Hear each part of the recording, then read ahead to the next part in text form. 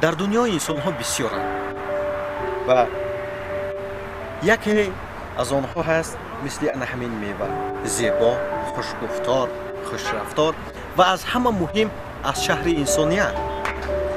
و دیگری هستند به مثل همین میوه درویه، گپ درا، گپ کن و ناسزاگو. و هرچند در قبال شما با شما دوست هست، از این عملهایش دست نمیکشد.